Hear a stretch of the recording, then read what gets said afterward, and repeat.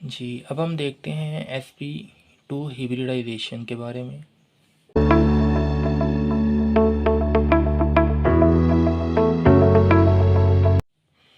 और हिब्रिडाइजेशन को समझने के लिए बच्चे जो हैं वो बड़े कंफ्यूज हो जाते हैं, बच्चों को समझ नहीं आती। तो हिब्रिडाइजेशन को समझने से पहले हम स्टेरिक नंबर का छोटा सा कॉन्सेप्ट देख लेते हैं। तो स्टेरिक नंबर का जो फार्मूला है वो जी हमारे पास number of lone pair on central atom, कि जिस हम मॉलिक्यूल की हिब्रिडाइजेशन कैलकुलेट करना चाह रहे हैं उसमें जो सेंट्रल एटम है उसके ऊपर कितने नंबर ऑफ़ लोन पेयर्स मौजूद हैं और उस सेंट्रल एटम के साथ कितने नंबर ऑफ़ एटम्स अटैच हैं, उन्हें हम प्लस करेंगे तो हम उससे हिब्रिडाइजेशन को कैलकुलेट कर सकते हैं। मिसाल के तौर पे अगर हमने बात करनी है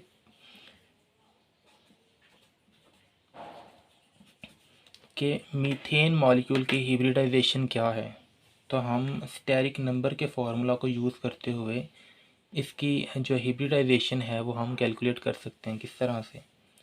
हम कहते हैं कि स्टेरिक नंबर जो है वो इक्वल है number of loan pair on central atom. तो यहाँ पे सेंट्रल एटम क्या है हमारे पास? कार्बन। तो कार्बन के ऊपर नंबर ऑफ़ लोन पेयर्स कितने होते हैं? कोई भी नहीं होता, तो हम यहाँ पे लिख देते हैं 0।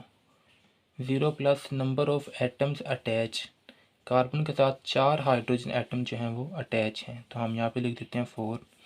तो हमारे पास टोटल वैल्यू कितनी आएगी? 4। इस 4 में से हम ये कह लेते हैं जी एक जो है वो हमारे पास S है और बाकी जो 3 बचेंगे वो हमारे पास 3। ठीक है, तो मीथेन मॉलिक्यूल की जो हिब्रिडाइजेशन है वो है जी हमारे पास sp3। ठीक है। इसके बाद अगर हम बात करें कि हिब्रिडाइजेशन जो है वो वाटर मॉलिक्यूल के अंदर कौन सी होती है, तो वो हम देखते हैं H2O। अब वाटर के अंदर हिब्रिडाइजेशन कौन सी है उसे कैलकुलेट करने के लिए हम क्या करते हैं? स्टेरिक नंबर का फार्मूला यूज़ करते हैं। Steric number is equal to, अब इसमें सेंट्रल एटम कौन सा है? सेंट्रल एटम है जी हमारे पास ऑक्सीजन। ऑक्सीजन है और ऑक्सीजन के साथ 2 हाइड्रोजन के एटम जो हैं वो अटैच हैं। ठीक है जी। अब हमें पता है जी ऑक्सीजन जो है इसके ऊपर 2 लोन पेयर जो हैं वो मौजूद होते हैं। ठीक है, तो हम यहाँ पे लिखते हैं कि नंबर ऑफ़ लोन पेयर्स कितने हैं ऑक्सीजन के ऊपर? 2 प्लस नंबर ऑफ़ एटम्स कितने अटैच हैं इसके साथ? 1 और 1 2, 2 हाइड्रोजन अटैच होता है, हम यहाँ पे लिख देते हैं कि 2 नंबर ऑफ़ एटम्स ऑक्सीजन के साथ अटैच हैं। तो 2 + 2 कितना हो जाएगा हमारे पास? 4। ठीक है, तो अब 4 को हम किस तरह से डिवाइड करेंगे कि 1 हमारे पास S हो जाएगा और 3 हमारे पास P की वैल्यू आ जाएगी। तो वाटर मॉलिक्यूल के अंदर भी हमारे पास जो है वो sp3 हिब्रिडाइजेशन जो है वो होती है। ठीक है जी। इसके साथ अगर हम एक और एग्जांपल देख लें अमोनिया की, तो अमोनिया के मॉलिक्यूल के अंदर कौन सी हिब्रिडाइजेशन होती है? अब इसका भी हम स्टेरिक नंबर के अकॉर्डिंग देख लेते हैं। तो यहाँ पे हमारे पास सेंट्रल एटम जो है वो कौन सा है? नाइट्रोजन। मैं यहाँ पे लिख देता हूँ जो हमारे पास नाइट्रोजन जो है वो सेंट्रल एटम है और उसके साथ 3 हाइड्रोजन जो हैं वो डायरेक्टली अटैच हैं। और नाइट्रोजन जो मॉलिक्यूल एटम है हमारे पास उसके ऊपर एक लोन पेयर होता है। ठीक है जी। अब स्टेरिक नंबर के अकॉर्डिंग हम देखते हैं नंबर ऑफ़ लोन पेयर्स कितने हैं? नाइट्रोजन के ऊपर 1, हमने लिखते जी 1 इसके ऊपर लोन पेयर है, प्लस नंबर ऑफ़ एटम्स कितने अटैच हैं इसके साथ? 1 2 और 3। तो हम यहाँ पे लिखते थे जी इसके ऊपर 3 number of lone pairs number of atoms हैं। तो टोटल वैल्यू हमारे पास कितनी आ जाएगी? 4। तो इसको अगर हम डिवाइड करेंगे तो हमारे पास क्या वैल्यू आ जाएगी? 1 S में और 3 P के अंदर। ठीक है, तो इसकी भी जो हिब्रिडाइजेशन है हमारे पास वो कौन सी है? sp3 hybridisation. अब इसके साथ एक और एग्जांपल देख लेते हैं जी हम BCl3 बोरोन ट्राइक्लोराइड की एग्जांपल देख लेते हैं। अब यहाँ पे जो सेंट्रल एटम है वो कौन है? बोरोन है और बोरोन के साथ 3 क्लोरीन के एटम्स अटैच हैं, तो हम यहाँ पे लिख देते हैं। ठीक है, अब स्टेरिक नंबर के अकॉर्डिंग हम देखते हैं इसके अंदर हिब्रिडाइजेशन कौन सी होती है। Steric number is equal to boron के ऊपर लोन पेयर जो है वो नहीं होता, तो हम यहाँ पे लिख देते हैं जी 0 प्लस कितने नंबर ऑफ़ एटम्स अटैच हैं 3, तो हम यहाँ पे लिख देते हैं जी 3 नंबर ऑफ़ एटम्स अटैच हैं, तो टोटल वैल्यू हमारे पास 3 आ जाएगी। तो उसमें से हम एक S को दे देंगे और 2 P को, तो हमारे पास जो हिब्रिडाइजेशन आएगी बोरोन ट्राइक्लोराइड की वो होगी sp2 हिब्रिडाइजेशन। ठीक है। इसी तरह अगर हम बात करें मीथेन की ईथेन के अंदर C2H6, ईथेन के अंदर कौन सी हिब्रिडाइजेशन है, ये थोड़ा सा इंटरेस्टिंग है। तो अगर हम इसका स्ट्रक्चरल फार्मूला ओपन करके देखें तो हमारे पास क्या है जी, carbon single bond carbon 1 2 3 hydrogen इस एटम के साथ, 1 2 और 3 हाइड्रोजन के एटम जो हैं वो इस कार्बन के साथ अटैच होंगे। ठीक है। अगर हम बात करें कि हिब्रिडाइजेशन, तो हम पहले इस कार्बन की हिब्रिडाइजेशन अगर कैलकुलेट करें तो हमारे पास स्टेरिक नंबर के अकॉर्डिंग क्या आता है जी, कार्बन के ऊपर लोन पेयर कोई नहीं होता, हमने लिखते जी 0 प्लस इस कार्बन के साथ कितने नंबर ऑफ़ एटम जो हैं वो डायरेक्टली अटैच है, 1 2 3, और इस कार्बन के साथ ये कार्बन भी अटैच है, तो इट मीन्स कि 1 2 3 और 4 नंबर ऑफ़ एटम जो हैं इस कार्बन के साथ अटैच हैं, और इस कार्बन की जो हिब्रिडाइजेशन है वो है sp3। ठीक है। और अगर हम इसी तरह दूसरे कार्बन एटम की बात करें तो इसके साथ क्या है जी, हमारे पास 1 2 3 और 4, इसके साथ भी 4 नंबर ऑफ़ एटम्स अटैच हैं, लोन पेयर इसके ऊपर नहीं है, तो इसकी हिब्रिडाइजेशन कौन सी हो जाएगी, sp3। ठीक हो गया। और इसी तरह अगर हम बात कर लें ईथीन की, C2H4 की, तो इसके अंदर कौन सी हिब्रिडाइजेशन होती है, तो स्टेरिक नंबर के अकॉर्डिंग हम देख लेते हैं जी, steric number is equal to इसके कार्बन के ऊपर नंबर ऑफ़ लोन पेयर्स कितने होते हैं, कोई भी नहीं। अगर हम स्ट्रक्चरल फार्मूला के अकॉर्डिंग देखें तो ईथीन का जो स्ट्रक्चरल फार्मूला है वो जी हमारे पास ये वाला आ गया। ठीक है। तब इस कार्बन के ऊपर नंबर ऑफ़ लोन पेयर्स तो कोई नहीं है, हम लिख देते हैं 0 प्लस नंबर ऑफ़ एटम्स कितने अटैच हैं इस कार्बन के साथ, 1 2 और ये 3। ठीक है। तो हम यहाँ पे वैल्यू लिख देंगे 3, टोटल वैल्यू हमारे पास आएगी 3, तो उसमें हमारे पास 1 चली जाएगी S के अंदर और 2 चली जाएंगी P के अंदर। ठीक है। और अगर इसी तरह अगर हम बात कर लें इथाइन की, C2H2, इसके अंदर कौन सी हिब्रिडाइजेशन होती है, तो हम इसका स्ट्रक्चरल फार्मूला ज़रा ओपन करके लिख लें, hydrogen carbon triple bond carbon और हाइड्रोजन, ये इथाइन का फार्मूला है हमारे पास। अगर इसका हम स्टेरिक नंबर देखें तो वो क्या आएगा जी, हमारे पास नंबर ऑफ़ लोन पेयर्स कितने, इस एटम के ऊपर कोई भी नहीं है, हम लिख देते हैं 0। इस कार्बन के साथ कितने नंबर ऑफ़ एटम्स अटैच हैं, 1 और 1 2, तो टोटल वैल्यू हमारे पास कितनी आएगी 2। तो उसमें से एक जो है हम S को दे देंगे और एक हम P को दे देंगे, तो हमारे पास जो हिब्रिडाइजेशन होगी इस ईथाइन की वो क्या है जी, sp हिब्रिडाइजेशन। ठीक है जी। उम्मीद करता हूँ ये टॉपिक आपको समझ आ गया होगा, स्टेरिक नंबर। इस तरह से आप किसी भी मॉलिक्यूल की जो है वो हिब्रिडाइजेशन जो है उसे देख के ही कैलकुलेट कर लेंगे, अगर आपको उसके लोन पेयर का पता होगा और उनके साथ कितने नंबर ऑफ़ एटम्स अटैच हैं उस चीज़ का पता होगा। ठीक है।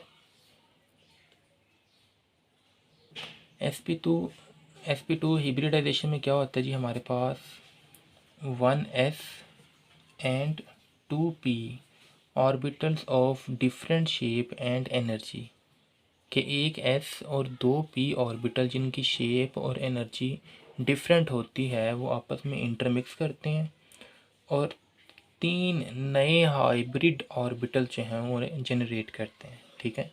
जिनकी एनर्जी और शेप जो है वो सेम होती है। कैसे, हमारे पास एक s ऑर्बिटल है और 2 जो है हमारे पास p ऑर्बिटल्स हैं, तो वो क्या करते हैं आपस में इंटरमिक्स करेंगे और इंटरमिक्स करके हमारे पास 3 नए हाइब्रिड ऑर्बिटल्स बनाएंगे जिनकी शेप जो है वो सेम होगी और एनर्जी जो है वो भी सेम होगी। ठीक है।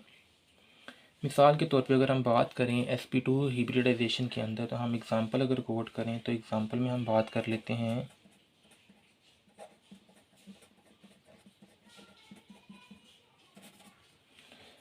एग्ज़ाम्पल में हम देख लेते हैं कि बोरोन ट्राइफ्लोराइड।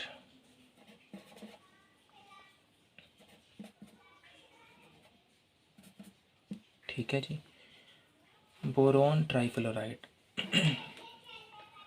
अब जो हमारे पास बोरोन है, बोरोन ट्राइफ्लोराइड का अगर हम स्ट्रक्चरल फार्मूला लिखें तो वो क्या बनता है जी हमारे पास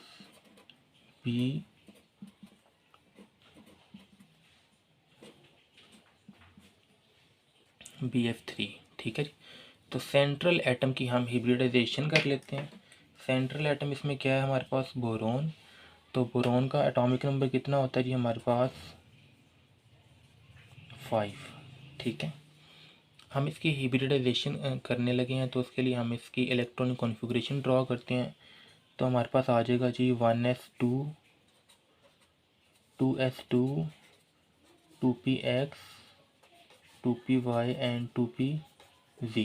ठीक है, तो 2 और 2 4 और एक इलेक्ट्रॉन रह गया, वो हम इस 2px के अंदर फिल कर देते हैं। ठीक है, अब इससे पहले हमने टॉपिक पढ़ा था वैलेंस बॉन्ड थ्योरी। तो वैलेंस बॉन्ड थ्योरी के अकॉर्डिंग बोरॉन को जो है वो सिर्फ एक बॉन्ड बनाना चाहिए, क्योंकि इसके अंदर जो अनपेयर्ड इलेक्ट्रॉन्स हैं वो कितने हैं, एक। लेकिन हमने देखा जो बोरॉन है वो कितने बॉन्ड बना रहा है, 3। तो ये जो है जी हमारे पास इसकी ग्राउंड स्टेट कॉन्फ़िगरेशन है। अब होगा क्या कि एक इलेक्ट्रॉन जो है वो जब बोरॉन ये एक बॉन्ड बना लेगा, तो इस एक बॉन्ड बनने के दौरान कुछ एनर्जी रिलीज़ होगी। वो एनर्जी दोबारा से बोरॉन एब्जॉर्ब करेगा और 2s में से एक इलेक्ट्रॉन को एक्साइट करवा के 2py के अंदर जो है वो एंटर करवा देगा। ठीक है, तो सेकंड हम इसकी एक्साइटेड स्टेट कॉन्फ़िगरेशन अगर लिखें तो वो है जी हमारे पास boron 1s2 2s 2px 2py and 2pz। ठीक है, तो इसके अंदर एक इलेक्ट्रॉन तो पहले से मौजूद था। ठीक है, अब एक इलेक्ट्रॉन एक्साइट करके 2py में आ जाएगा और एक इलेक्ट्रॉन जो है वो 2s में रह जाएगा। तो ये है जी इसकी एक्साइटेड स्टेट कॉन्फ़िगरेशन। ठीक हो गया, अब इसकी हिब्रिडाइजेशन स्टेट कॉन्फ़िगरेशन हम ड्रॉ कर लेते हैं। Boron 5 1s2 2s 2px 2py and 2pz। ठीक है जी, अब 2s में भी एक इलेक्ट्रॉन है, 2px में भी एक इलेक्ट्रॉन है और 2py में भी एक इलेक्ट्रॉन है। 2pz के अंदर इलेक्ट्रॉन जो है वो नहीं मौजूद। ठीक है, तो हम क्या करते हैं कि हम इन ऑर्बिटल्स को सर्कल कर लेते हैं। ठीक है जी,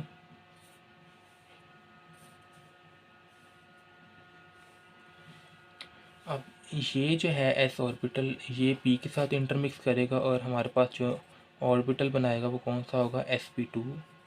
ये भी sp2 और ये भी sp2। ठीक है, और ये जो है हमारे पास एज इट इज़ रहेगा 2pz की फॉर्म में। क्योंकि ये हिब्रिडाइजेशन में हिस्सा नहीं ले रहा तो इसे आप लिख भी सकते हैं, नहीं भी लिख सकते। ठीक है, तो अब डेफिनेशन को दोबारा से देखें कि ये वो हिब्रिडाइजेशन है जिसके अंदर एक s और 2p, एक s और 2p ऑर्बिटल जो हैं वो आपस में इंटरमिक्स करते हैं और 3 नए ऑर्बिटल्स बनाते हैं जिनकी एनर्जी भी सेम होती है और शेप भी सेम होती है। ठीक है जी, तो उसके बाद हम इसकी शेप की अगर बात करें,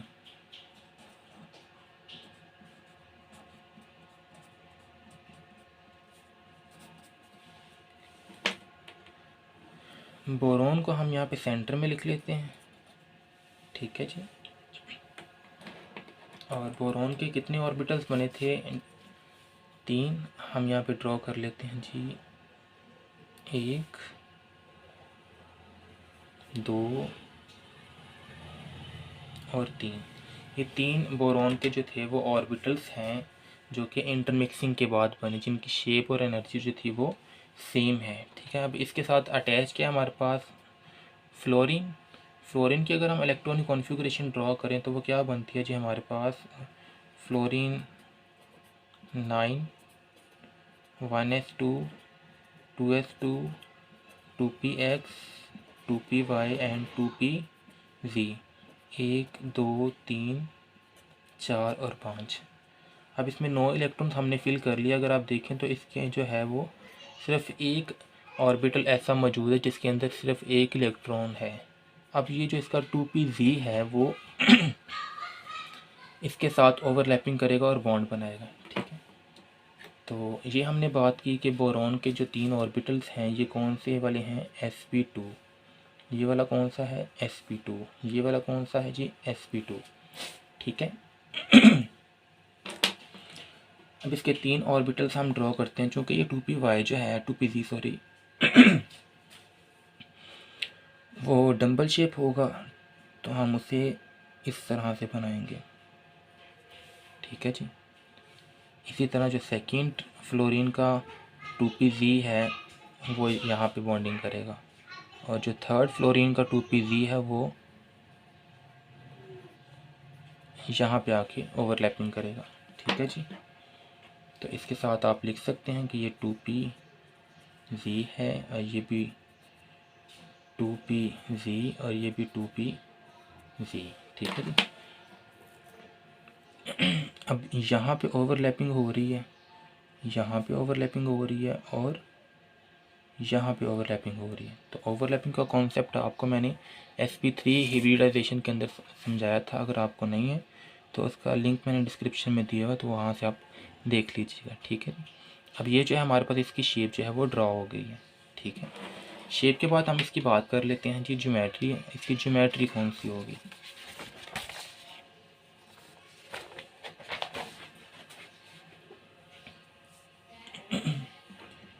तो बोरॉन ट्राइफ्लोराइड की जो ज्योमेट्री है वो हमारे पास होगी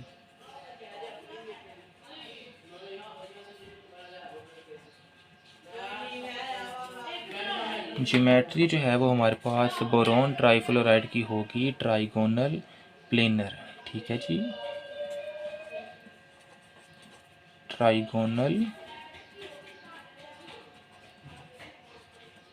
प्लेनर। किस तरह से, जैसे फ़ैन की अरेंजमेंट होती है, जैसे आपने पंखा देखा होगा ना, तो अगर मैं ड्रॉ करूं तो यहाँ पे इस तरह से करके कि एक ही प्लेन पे होंगे और वो ट्राइगोनल 3 कॉर्नर जो हैं वो इसके होंगे। ठीक है जी, तो इसकी ज्योमेट्री हमने देख ली, ट्राइगोनल प्लेनर होती है। ठीक है, और उसके बाद हम इसका एंगल की अगर बात करें तो इसके दरमियान एंगल कितना होता है,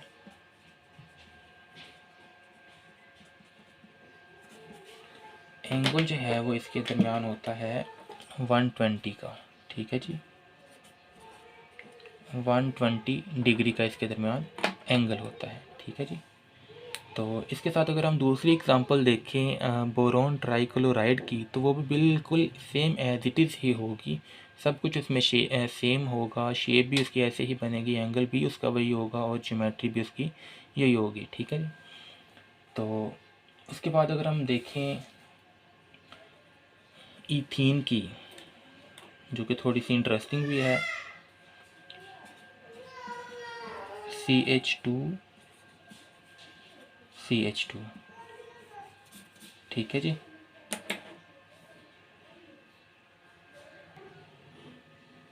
जी। तो अगर हम ईथीन की बात करें तो ईथीन का अगर हम स्ट्रक्चरल फार्मूला ओपन करके यहाँ पे लिख लें तो हमारे पास है कार्बन, कार्बन के दरमियान डबल बॉन्ड है और इस एक कार्बन के साथ एक हाइड्रोजन अटैच, दूसरे के साथ भी हाइड्रोजन जो है वो अटैच है। तो इसका ये स्ट्रक्चरल फार्मूला जो है हमारे पास निकल आता है। ठीक है, तब इसमें जो हमारे पास सेंट्रल एटम है हम उसकी इलेक्ट्रॉनिक कॉन्फ़िगरेशन कर लेते हैं। तो हमारे इसमें सेंट्रल एटम क्या है जी, हमारे पास कार्बन है, कार्बन का atomic number 6, 1s2 2s2 2px 2py and 2pz। ठीक है जी, एक इलेक्ट्रॉन इसमें और एक इलेक्ट्रॉन इसमें। अब वीबीटी के अकॉर्डिंग जो था वो कार्बन को 2 बॉन्ड्स बनाने चाहिए थे, लेकिन एनालिसिस के दौरान हमने ये स्टडी किया कि कार्बन जो है वो 4 बॉन्ड बना रहा है। तो इसी चीज़ को एक्सप्लेन करने के लिए हिब्रिडाइजेशन का कॉन्सेप्ट आया था। तो हमने ये इलेक्ट्रॉनिक कॉन्फ़िगरेशन की है, ये है चीज़ की ग्राउंड स्टेट कॉन्फ़िगरेशन। ठीक है, तो जब कार्बन एटम ये 2 बॉन्ड्स बना लेता है तो उस दौरान कुछ एनर्जी रिलीज़ होती है। वही एनर्जी जो है वो कार्बन दोबारा से एब्जॉर्ब करता है और इसके 2s में से एक इलेक्ट्रॉन जो है वो एक्साइट करके 2p में आ जाता है। ठीक है, तो अब हम इसकी इलेक्ट्रॉनिक कॉन्फ़िगरेशन लिखते हैं, एक्साइटेड स्टेट कॉन्फ़िगरेशन। तो इसमें क्या हो जाएगा जी, हमारे पास 1s2 2s 2px 2py and 2pz। ठीक है, तो इसके अंदर 2 इलेक्ट्रॉन तो पहले से मौजूद थे। अब यहाँ से एक इलेक्ट्रॉन जो है वो एक्साइट करेगा और यहाँ पे आ जाएगा। अब देखें जी, इसके जो है कार्बन के इसमें 4 अनपेयर्ड इलेक्ट्रॉन जो हैं वो आ जाएंगे। तो ये इसकी होगी एक्साइटेड स्टेट कॉन्फ़िगरेशन। ठीक है, अब अगर हम इसकी बात करें हिब्रिडाइजेशन स्टेट कॉन्फ़िगरेशन की, तो उसमें क्या हो जाएगा जी, 1s2 2s 2px 2py and 2pz। ठीक है, 1 2 3 और 4 सब में एक एक इलेक्ट्रॉन जो है वो मौजूद है। तो आप इसे इंसर्कल कर लें, 1 2 और 3। अब अगर हम बात करें कि इसके दरमियान हिब्रिडाइजेशन कौन सी है, क्योंकि इसमें 4 अनपेयर्ड इलेक्ट्रॉन हैं, तो देखने में ये लग रहा होगा कि इसकी जो हिब्रिडाइजेशन है वो sp3 होनी चाहिए। लेकिन हमने बात की थी कि स्टेरिक नंबर के अकॉर्डिंग हम देखेंगे नंबर ऑफ़ लोन पेयर्स और number of atoms attach. Lone pair इसमें कोई नहीं होता, 1 2 और 3 इसमें नंबर ऑफ़ एटम जो हैं वो अटैच हैं। तो इसकी जो हिब्रिडाइजेशन होगी वो sp2 होगी। तो इसलिए ये वाला जो ऑर्बिटल है वो हो जाएगा sp2 sp2 sp2। ठीक है जी, और ये जो है हम एज इट इज़ लिख लेंगे 2pz। ठीक है, तो ये इसकी हो जाएगी हिब्रिडाइजेशन स्टेट कॉन्फ़िगरेशन। ठीक है, तो उसके बाद अगर हम इसके शेप की बात करें,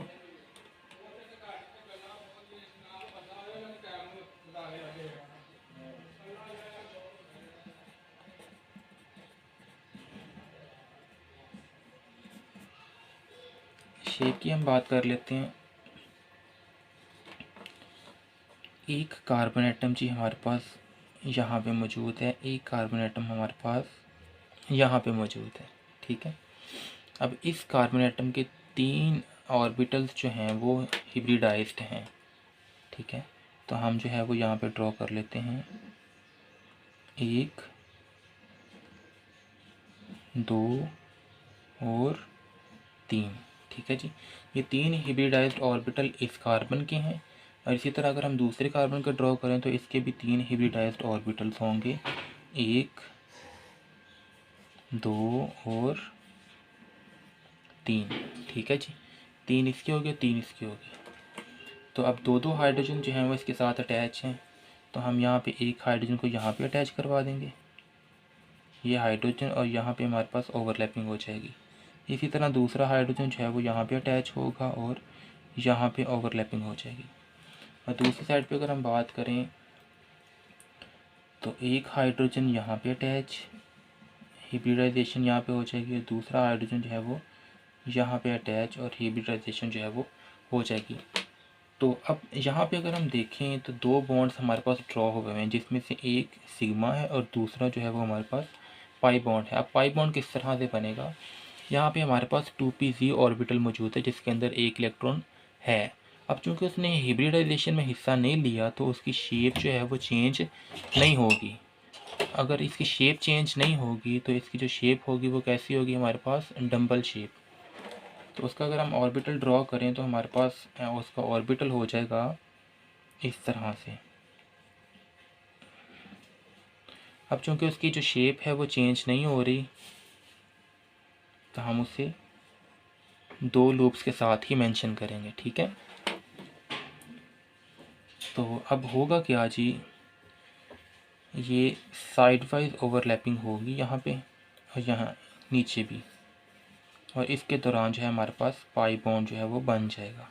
ठीक है, अब यहाँ पे हुई है हेड टू हेड ओवरलैपिंग, तो यहाँ पे होगा सिग्मा बॉन्ड। इसी तरह यहाँ पे भी होगा सिग्मा बॉन्ड, यहाँ पे भी होगा सिग्मा बॉन्ड, सिग्मा और सिग्मा बॉन्ड। ठीक है जी। अब ये जो हमारे पास 3 ऑर्बिटल्स हैं, तो अगर हम देखें यहाँ पे तो हमारे पास 1 2 3, ये 3 ऑर्बिटल जो थे वो हमारे पास से sp2 वाले, sp2 sp2। इसी तरह 1 2 और 3 ये ऑर्बिटल भी जो थे हमारे पास से sp2, तो हम इसके अंदर लिख लेंगे जी sp2 और sp2। ठीक हो गया। तो अब 1 और 1 2, 1 और 1 2, ये जो है हमारे पास, ये था हमारे पास 2pz, तो आप इसके साथ में इसके अंदर लिख देंगे जी 2pz और 2pz। ये हमारे पास कौन से थे, 2pz वाले ऑर्बिटल्स थे। ठीक है, अब अगर हम इसकी ज्योमेट्री की बात करें तो इसकी ज्योमेट्री कैसी होनी चाहिए हमारे पास,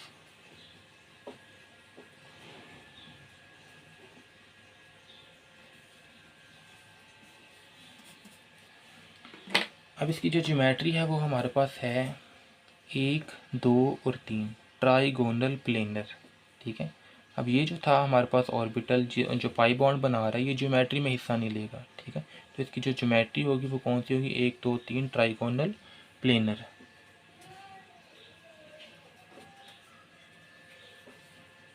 ट्राइगोनल प्लेनर। ठीक है, तो इसका जो एंगल होगा हमारे पास, वो एंगल कितना होगा,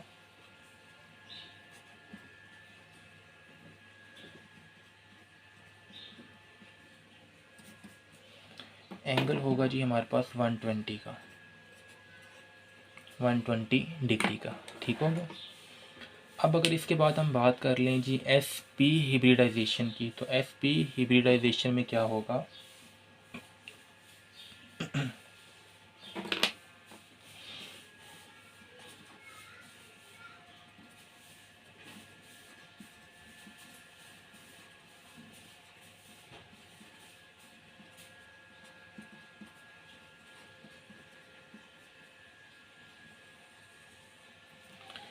sp हिब्रिडाइजेशन की अगर हम बात करें तो इसकी डेफिनेशन कैसे हो जाएगी, इन sp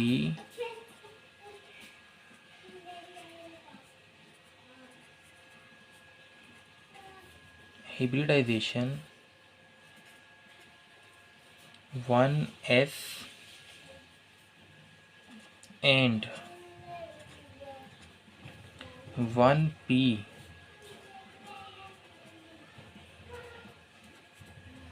orbital of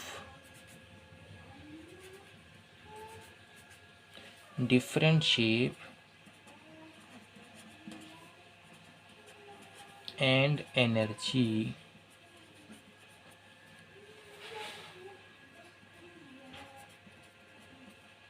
intermix to form two new orbitals। Orbitals कौन से होंगे हमारे पास, hybrid orbitals, hybrid orbitals of same shape and energy. ठीक है जी, तो डेफिनेशन तकरीबन सेम है, बस आपने क्या करना है, वहाँ पे हमने sp2 में बात की थी कि 2p ऑर्बिटल, तो यहाँ पे हम बात करेंगे 1p ऑर्बिटल। ठीक है, तो इसकी एग्जांपल में देख लें अगर हम, तो एग्जांपल में हमारे पास क्या आ जाएगा,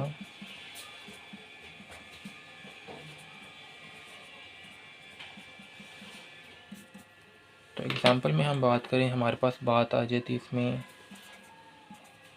बेरिलियम क्लोराइड एंड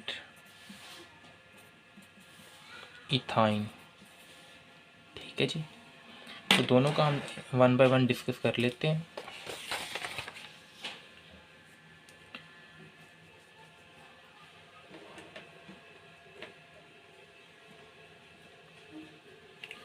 सबसे पहले अगर हम बात करें बेरिलियम क्लोराइड की, तो हमारे पास है जी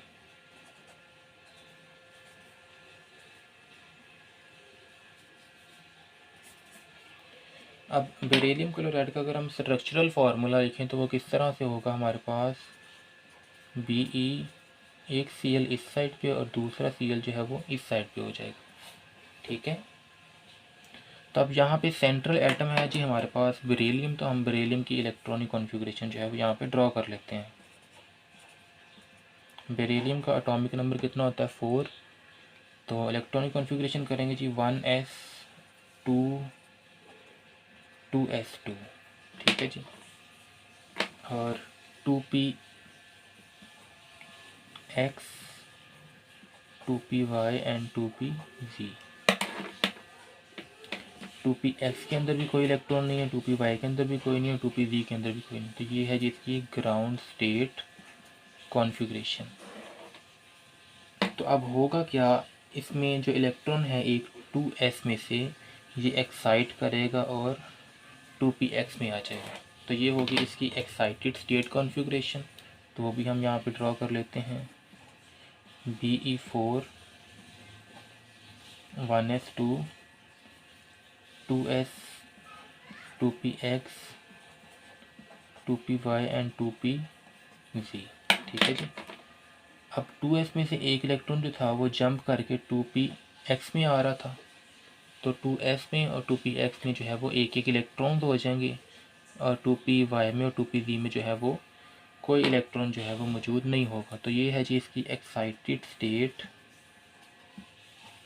कॉन्फ़िगरेशन। ठीक है, अब अगर हम बात करें इसकी हिब्रिडाइजेशन स्टेट कॉन्फ़िगरेशन की, तो उसमें क्या हो जाएगा हमारे पास 1s2 2s 2px 2p y और z को अगर आप नहीं भी लिखेंगे तो कोई इशू नहीं है।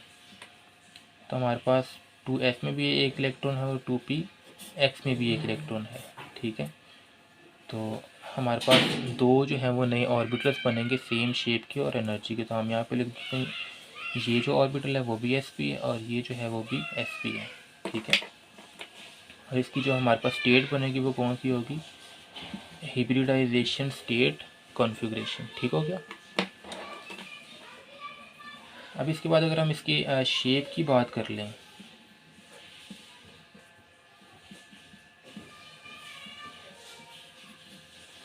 तो शेप में हमारे पास क्या हो जाएगा, बेरिलियम जो है वो सेंटर में मौजूद होगा। अब बेरिलियम के दो जो हैं वो ऑर्बिटल्स होंगे सेम शेप और सेम एनर्जी के, तो वो हम यहाँ पे ड्रॉ कर लेते हैं, एक और एक दो। ठीक है, अब इसके साथ क्लोरीन जो है वो अटैच है, तो क्लोरीन का एटॉमिक नंबर कितना होता है 17, तो उसका जो 3pz के अंदर एक इलेक्ट्रॉन आ जाता है हमारे पास, तो वो इसकी हिब्रिडाइजेशन में हिस्सा लेगा, तो वो हम यहाँ पे ड्रॉ कर लेते हैं, एक और एक दो। ठीक है, इसी तरह यहाँ पे भी एक और एक दो। इसके अंदर हम लिख देते हैं जी कि ये था हमारे पास sp और ये भी था हमारे पास sp, और ये है हमारे पास 3pz 3pz किसका, क्लोरीन का। ठीक है, तो अब इसका जो एंगल और ज्योमेट्री है वो हम देख लेते हैं। इसकी जो ज्योमेट्री होगी वो हमारे पास होगी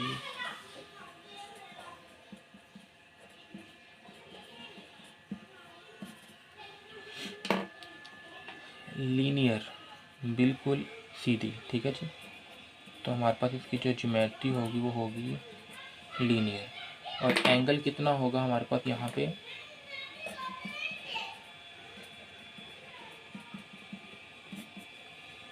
यहाँ पे एंगल हमारे पास होगा जी 180 डिग्री का। ठीक है,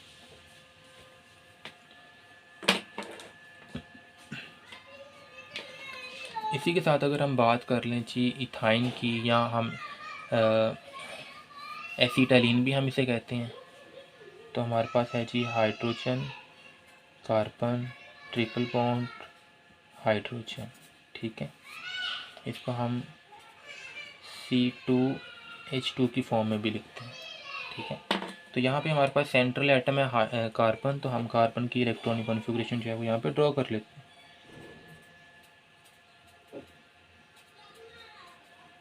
ठीक है जी।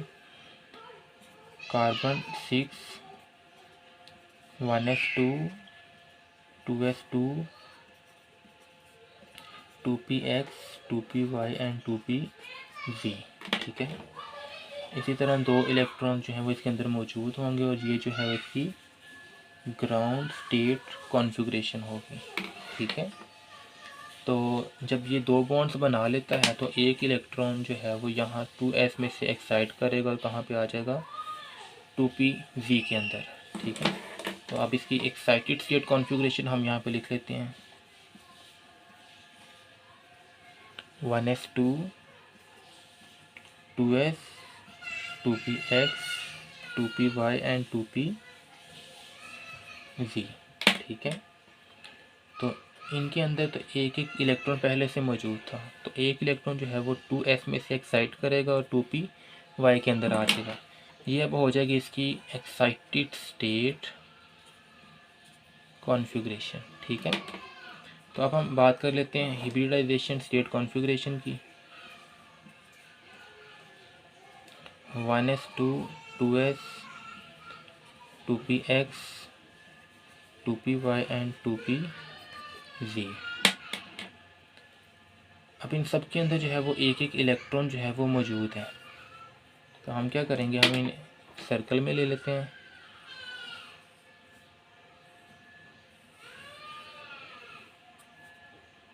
एक, दो और तीन, ठीक है। अब देखने में लगेगा जी 4 बॉन्ड्स बनाएगा यहाँ पे कार्बन। तो चूंकि हमने ये चीज़ स्टडी की है कि इसकी जो हिब्रिडाइजेशन है वो कौन सी है, वो sp है, स्टेरिक नंबर के अकॉर्डिंग। इस कार्बन एटम के साथ जो है वो 2 एटम्स अटैच हैं, एक ये हाइड्रोजन और एक ये कार्बन। तो लोन पेयर इसके ऊपर नहीं होता, इसलिए हम इसकी जो हिब्रिडाइजेशन है वो हम बता देते हैं जी sp है। तो हम यहाँ पर नीचे लिख देते हैं जी, ये ऑर्बिटल जो है वो sp है, ये भी sp है, और ये 2py और ये 2pz एज इट इज़। तो ये इसकी हो जाएगी हिब्रिडाइजेशन स्टेट कॉन्फ़िगरेशन, ठीक है। तो उसके बाद अगर हम इसकी शेप को ड्रॉ कर लें तो शेप हो जाएगी इसकी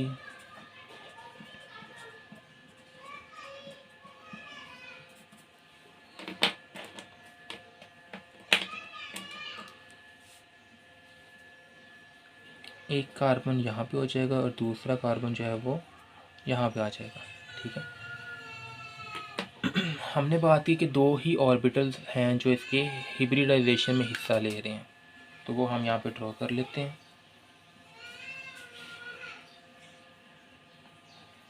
एक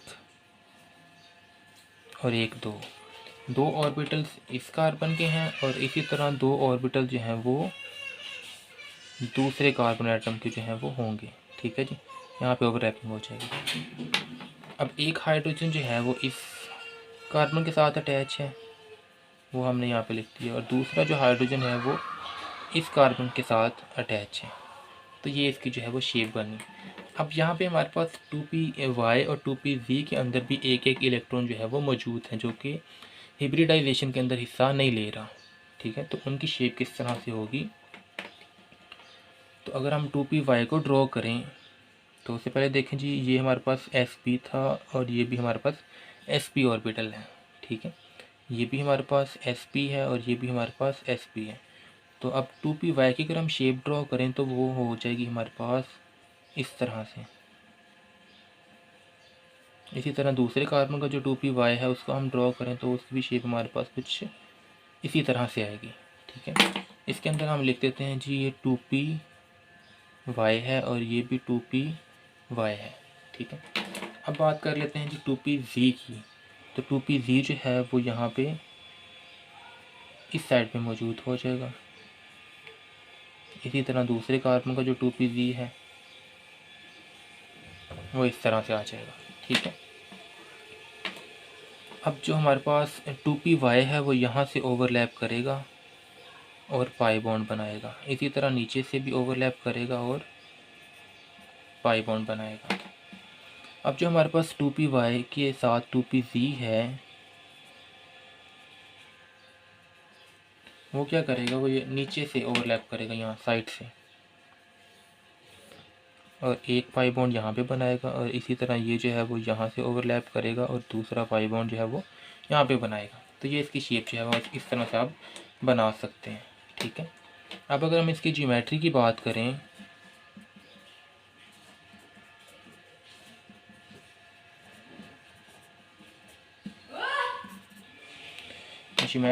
तो इसकी जो ज्योमेट्री है वो कौन सी है हमारे पास, लीनियर।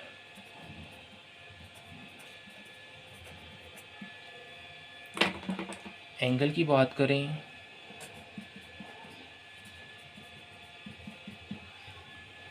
एंगल भी है जी हमारे पास 180 डिग्री का। ठीक है। तो एंगल हम देख रहे हैं उन ऑर्बिटल्स के दरमियान जो हिब्रिडाइजेशन में हिस्सा ले रहे हैं। ठीक है जी। यहाँ तक अगर आपको कोई चीज़ समझ नहीं आई तो आप कमेंट कर सकते हैं। थैंक यू जी, अल्लाह हाफिज़।